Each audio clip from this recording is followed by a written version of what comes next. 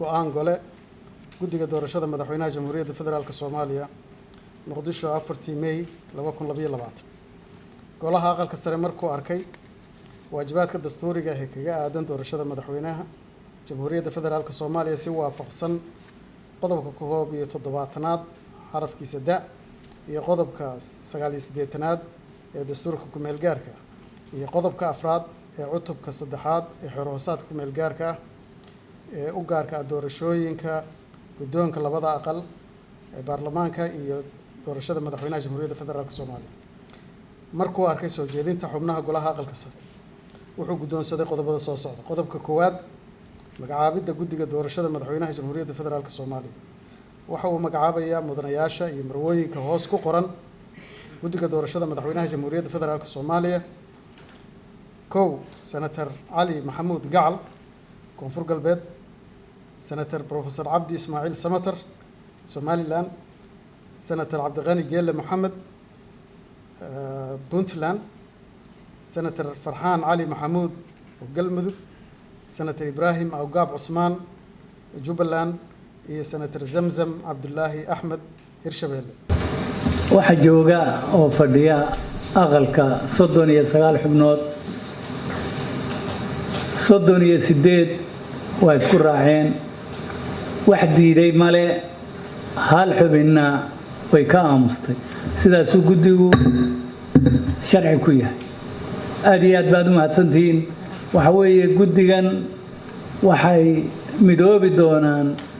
guddi 10 xubnood ka imanaya golaha shacabka oo markaa labada guddi ayaa la midayn doonaa iyaga kolka dooran doona guddoonkoodii iyaga dooran doona waxa weeye iyo hawlihiina markaa bilaabay waxaan ku rajo weynahay insha Allah xubnaha hadda inooga qayb galay iyo kuwa xagga ka imanayaaba dalkan badbaadintiisa ayay guddi u yihiin aad iyo aad baad mahadsantihiin waa idinka mahad celinaya hawshan maanta aynu qabanay oo aan ku bilownay hawlaheennii waad mahadsantihiin wixii hadda ka bilaabma xeer hoosaadka ayaynu ku dhaqmaynaa oo xeer hoosaadkeennu siduu ina farayo ayaynu ku socon doonaa haddii alla yidhaahdo waxaanan soo jeedinayaa oo aan idinka codsanaya inaydun akhridaan qof waliba uu qaato dastuurka koobi dastuurka iyo koobi xeer hoosaadka si fiican loo soo akhriyo oo kolka ay noqoto inaynu noqono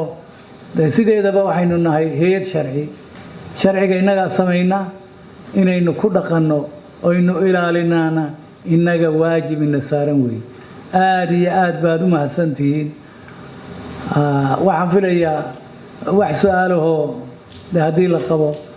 waxaan diyaar u ahay inaanu ka jawaabno hadse wax maba ii muuqato su'aal aynu hadda ka jeedinayno guddigan aynu magac doorannay ee inoo matali doona guddiga